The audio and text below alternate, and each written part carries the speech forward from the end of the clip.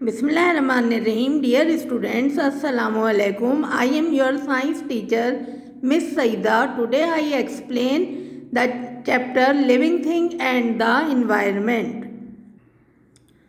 Okay student, आप देखिए कि यहाँ पे जो हम चैप्टर हमने जिसका नाम अभी मैंने बताया आपको, living thing and the environment, तो इसमें हमें जो है लिविंग थिंग का रिलेशनशिप देखना है उनके इन्वायरमेंट से। तो अब आप ये देखिएगा कि सबसे पहले हमें ये पता होना चाहिए व्हाट इज़ इन्वायरमेंट। तो जब आप इन्वायरमेंट को डिफाइन करते हैं तो आप क्या कहते हैं, everything around the living organism which affect the way of life of living organism. This is called environment. क्या मतलब है इसका कि लिविंग थिंग के अराउंड जो भी उसकी क्या है चीज़ें हैं, जैसे वहाँ की जहाँ वो रहते हैं वहाँ उनकी आबो हवा है, या सनलाइट है, या आपकी जो है वहाँ पे वाटर रिक्वायरमेंट है, सॉइल है, तो ये तमाम चीज़ें जो है वो किस में आ जाती हैं, इन्वायरमेंट में आ जाती हैं, जो कि किसी भी लिविंग ऑर्गेनिज्म पे चाहे वो स्मॉल हो या लार्ज हो उसके ऊपर अफेक्टेड होती है। ओके, अच्छा, अब मैं आपको यहाँ पर 3 टर्म्स बता रही हूँ जो कि इसी चैप्टर से रिलेटेड है। नंबर 1 है आपकी हैबिटेट, नंबर 2 है कम्युनिटी एंड नंबर 3 इकोसिस्टम। सबसे पहले जब आप छोटी क्लासेस से पढ़ते हुए आ रहे हैं, व्हाट इज़ हैबिटेट। हैबिटेट को जब आप डिफाइन करते हैं तो आप क्या कहते हैं, habitat is a place where an organism live, eat, reproduce and survive. वो जगह जहाँ पे कोई भी ऑर्गेनिज्म, चाहे वो एनिमल हो या प्लांट हो, वो वहाँ पर रहता है, वहाँ पे उसे आसानी से अपनी फूड जो है क्या होती है उसे मिलती है, और वो वहाँ पे सर्वाइव करता है, सेफ होता है, तो वो जगह उसकी क्या कहलाती है, हैबिटेट कहलाती है। फिर नेक्स्ट है आपका कम्युनिटी। कम्युनिटी क्या है, कम्युनिटी को जब आप डिफाइन करते हैं तो क्या कहते हैं, it is the population of plants और एनिमल्स, यानी कोई किसी भी एरिए में किसकी तादाद, आप समझ लीजिए प्लांट्स की या फिर जो है एनिमल्स की जो नंबर्स हैं उन्हें हम क्या कहते हैं, कम्युनिटी कहते हैं। आप ये समझ लीजिए कि किसी भी हैबिटेट में कम्युनिटी, प्लांट्स और एनिमल्स की जो कम्युनिटी मिलकर जो है वो क्या बनाते हैं, कम्युनिटी बनाते हैं। फॉर एग्जांपल अगर आप देखें तो रिवर में जो है फिशेस रहती हैं, एक्वेटिक प्लांट्स रहते हैं, तो वो वहाँ की क्या होगी, कम्युनिटी होगी। फिर नेक्स्ट है हमारे पास ecosystem. What is ecosystem. Ecosystem को जब आप डिफाइन करते हैं तो आप क्या कहते हैं कि ecosystem is made up of more then 1 habitat, यानी ज़्यादा हैबिटेट से मिलकर जो है वो बनते हैं, और जो है क्या होते हैं उसके अंदर एबायोटिक पार्ट और बायोटिक पार्ट भी होता है, और वो जो है कम्युनिटीज़ यानी एनिमल्स और प्लांट की कम्युनिटीज़ उस इकोसिस्टम में रहती है। इकोसिस्टम बहुत स्मॉल भी हो सकते हैं, जैसे रॉटिंग लॉग, जैसे अगर कोई आपका ट्री है वो जो है डेड हो गया है, नीचे की ग्राउंड पे गिर गया है, तो उसका जो ट्रंक होता है यानी उसका स्टेम जो होता है उसके ऊपर आप देखते हैं कि मुख्तलिफ इंसेक्ट्स होते हैं, वहाँ पे बैक्टीरिया होते हैं, तो वो उनके लिए क्या बन जाता है, इकोसिस्टम बन जाता है। इसी तरीक़े से डेजर्ट जो है वो एक बहुत बिग एरिया है, या फॉरेस्ट जो है वो एक बहुत बड़ा एरिया है, वो भी मुख्तलिफ एनिमल्स के लिए क्या है, इकोसिस्टम है। तो हम क्या कहते हैं कि इकोसिस्टम कैन बी स्मॉल और लार्ज। यहाँ पे मैंने आपको फ्रेश वाटर पॉन्ड हैबिटेट जो है वो शो किया है। ये भी एक तरह आप देखिए हैबिटेट तो ये है ही है, लेकिन इसके अलावा ये एक इकोसिस्टम भी है। जैसे फॉर एग्जांपल अभी मैंने आपको बताया कि यहाँ पर क्या होगा, इनका इकोसिस्टम जो है वो क्या होता है, जहाँ पर जो है नंबर ऑफ हैबिटेट्स यानी मोर देन 1 हैबिटेट जो है वो होता है। देखिए अब यहाँ पे जो है वाटर है, वाटर में फिशेस भी हैं, एक्वेटिक प्लांट्स भी हैं। अब ये जो प्लांट्स हैं, ये फ्लावर्स है, इसके ऊपर इंसेक्ट्स भी आ रहे हैं, तो ये फ्लावर जो हो गया वो किसके लिए हो गया, इंसेक्ट्स के लिए हो गया। वाटर जो है वो किसके लिए है, फिशेस के लिए है। तो यहाँ पर जो हैबिटेट है वो मोर देन 1 हैबिटेट जो है हमें यहाँ पे दिखाई दे रहे हैं। तो इस तरीक़े से हम क्या कहते हैं कि जो है ecosystem is made up of 2 parts. आप देखिएगा ये मैं और आपको अलग से डिटेल में बता रही हूँ कि इकोसिस्टम के 2 पार्ट होते हैं, एक बायोटिक उसका पार्ट होता है और एक एबायोटिक होता है। बायोटिक मीन्स जो है जो जिसके अंदर तमाम लिविंग ऑर्गेनिज्म, जैसे यहाँ पर फिश जो है वो इसका बायोटिक पार्ट है। इसके अलावा प्लांट्स जो है वो बायोटिक पार्ट्स है, इंसेक्ट जो है वो बायोटिक पार्ट्स है।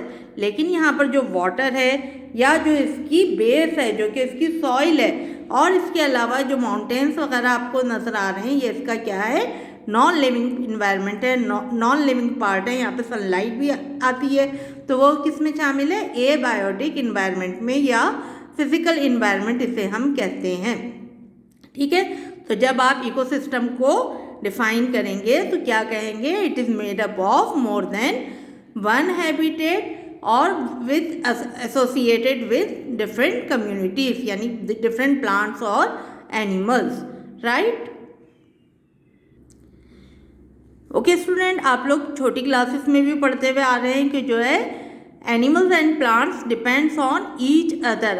अभी मैंने आपको बताया कि यहाँ पे जो है इकोसिस्टम में दो तरह की जो है चीज़ें मिलकर इकोसिस्टम बनाती हैं, एक फिजिकल इन्वायरमेंट और एक उसके लिविंग ऑर्गेनिज्म। तो आप देखिएगा कि ये फिजिकल इन्वायरमेंट जो होता है वो भी बहुत इंपॉर्टेंस रखता है, और जो है लिविंग ऑर्गेनिज्म भी एक दूसरे पे डिपेंडेंट होते हैं। फॉर एग्जांपल, मैं आपको कई दफ़ा बता चुकी हूँ पहले भी क्लास में, आई अगेन रिपीट यू, कि जो है आपके जो सनलाइट है वो क्या है, फिजिकल इन्वायरमेंट में का एक कंपोनेंट है। और इसके अलावा आप देखिएगा वाटर भी जो है वो फिजिकल इन्वायरमेंट में आएगा, एयर भी आएगी। तो ये तमाम चीज़ें जो है किसके लिए नेसेसरी हैं, लिविंग ऑर्गेनिज्म के लिए जो है एसेंशियल है, इनका होना बहुत ज़रूरी है।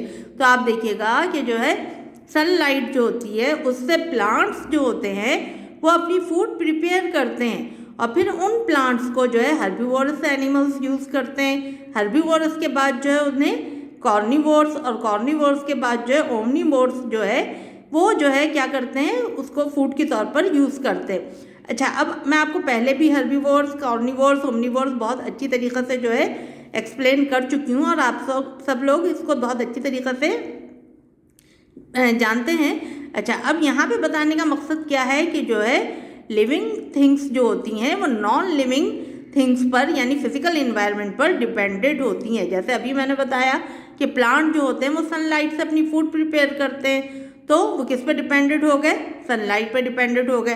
फिर जो उनसे फूड टेक करेंगे, जैसे हर्बीवोरस एनिमल्स है, गॉट है, काऊ है, वो प्लांट पे डिपेंडेंट हो गई। फिर प्लांट हर्बीवोरस पे, कॉर्निवोरस जैसे कैट, डॉग, लॉइन, ये जो है किस पे डिपेंडेंट है, आपके हर्बीवोर पे। और फिर उसके बाद ओमनीवोर जो है प्लांट और एनिमल्स दोनों पर जो है वो डिपेंडेंट है। इस तरह हम क्या कहते हैं, all living thing depends on each other. फिर उसके बाद आप देखिएगा यहाँ पे मैंने एक और टर्म लिखी है जो कि पैरासाइट है। पैरासाइट भी ऑर्गेनिजम्स होते हैं, लिविंग ऑर्गेनिजम्स होते हैं, प्लांट्स भी हो सकते हैं, एनिमल्स भी होते हैं। और ये पैरासाइट को जब आप डिफाइन करते हैं तो आप क्या कहते हैं, those living organism which live on और inside the other living organism. आप ये समझिएगा कि पैरासाइट वो एनिमल्स होते हैं या वो प्लांट्स होते हैं जो कि किसी दूसरे एनिमल्स या दूसरे प्लांट से जो है अपनी फूड हासिल करते हैं या उनके एक्सपेंसेस पर जो है वो रहते हैं। यहाँ पे 2 टाइप्स ऑफ पैरासाइट है, एक्टोपैरासाइट और एंडोपैरासाइट। एक्टोपैरासाइट जो कि आउटसाइड द बॉडी रहते हैं, जिसे हम एक्सटर्नल पैरासाइट भी कहते हैं, और एंडोपैरासाइट वो पैरासाइट होते हैं जो कि बॉडी के इनसाइड रहते हैं, यानी इंटरनल पैरासाइट कहलाते हैं। एग्जाम्पल मैं आपको बताती हूँ, जैसे मॉस्किटो है। मॉस्किटो क्या है, वो एक्सटर्नल पैरासाइट है। आप देखिए जब मॉस्किटो हमारी बॉडी पर आता है तो वो हमारी ब्लड वेन्स के ऊपर से जो है अपने माउथ पार्ट्स जो है, जो कि उसके निडल लाइक होते हैं, उसे प्रेस कर देता है और वहाँ से हमारी अपनी फूड जो है वो इनटेक करता है।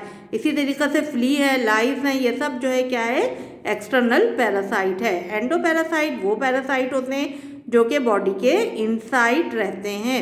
जैसे फॉर एग्जांपल टैपवॉर्म। टैपवॉर्म बहुत कॉमन जो है क्या है, बीफ पैरासाइट है। पहले वो जो है अपनी लाइफ किस में कंप्लीट करता है, काऊ में, और फिर उसके बाद जो है वो वहाँ से जो है ह्यूमन के अंदर जो है वो ट्रांसफ़र हो जाता है। अगर हम उस ऐसी अफेक्टेड काऊ का मिल्क जो है वो ड्रिंक कर लें या उसका मीट हम बीफ खा लें तो वो जो है हमारी बॉडी के अंदर जो है वो एंटर हो सकता है। तो इस तरीक़े से हम क्या कहते हैं कि parasite are those organism which live on और inside the body of other living organism. और ये 2 टाइप्स के होते हैं, एक्टोपैरासाइट एंड एंडोपैरासाइट।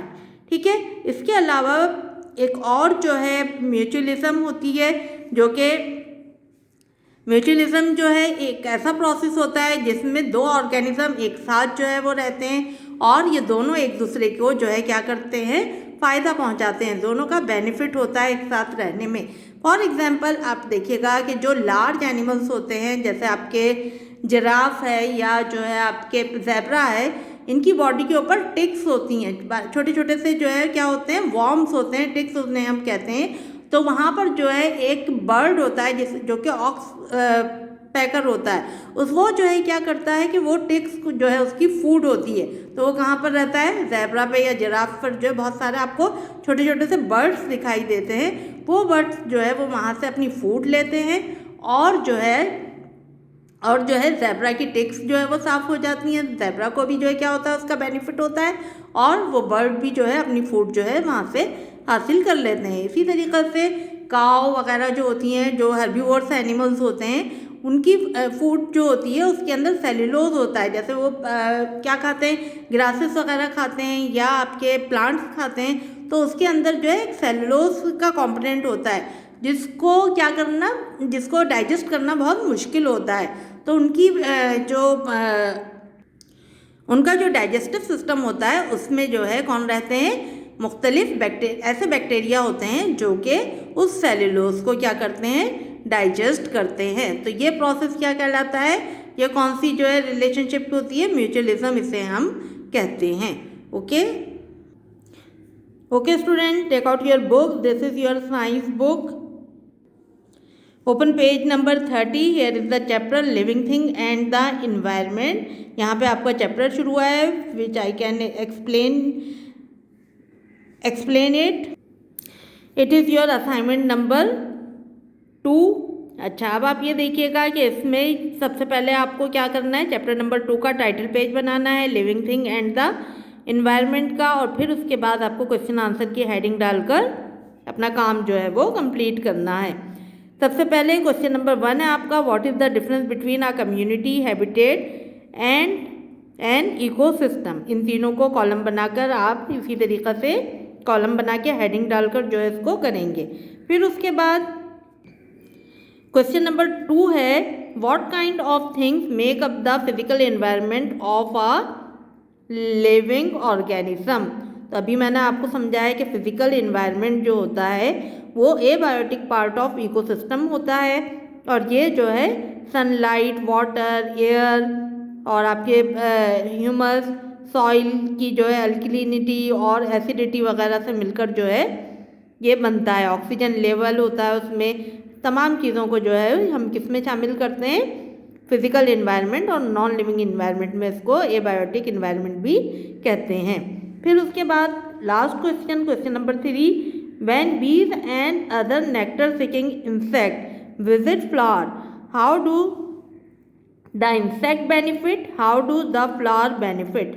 अब इसमें आपसे क्या पूछा जा रहा है कि जब नेक्टर सीकिंग इंसेक्ट्स जो होते हैं या बीज जो होती हैं जब फ्लावर पे जाती हैं तो वो उनका जो है क्या करती हैं, वहाँ से नेक्टर सक करती हैं, तो उनका क्या फ़ायदा होता है और फ्लावर्स को क्या फ़ायदा होता है। तो इसमें ये बताया गया, ये वही दोबारा मैं आपको बताऊं कि ये फिर हम किसकी एग्जाम्पल में ले सकते हैं, इसको भी म्यूचुअलिज्म की एग्जाम्पल में ले सकते हैं। तो आप ये देखिएगा कि जब इंसेक्ट्स जो जाते हैं फ्लावर्स पर तो वो वहाँ से अपनी फूड इंटेक करते हैं, किस फॉर्म में, नेक्टर। नेक्टर किसे कहते हैं, जो फ्लावर जूस होता है वो नेक्टर की फॉर्म में जो है अपनी फूड हासिल करते हैं, और वहाँ पे वो पॉलिन भी जो है खाते हैं, और वो पॉलिन जो होते हैं उनकी बॉडी से स्टिक हो जाते हैं। तो फिर जब वो दूसरे फ्लावर पे जाते हैं तो वो पॉलिन जो होते हैं वो वहाँ पे ट्रांसफ़र हो जाते हैं। तो इस तरीक़े से जो है फ्लावर को क्या बेनिफिट पहुँचता है कि उसमें क्रॉस पॉलिनेशन हो जाती है, और इंसेक्ट को क्या बेनिफिट होता है कि वो जो है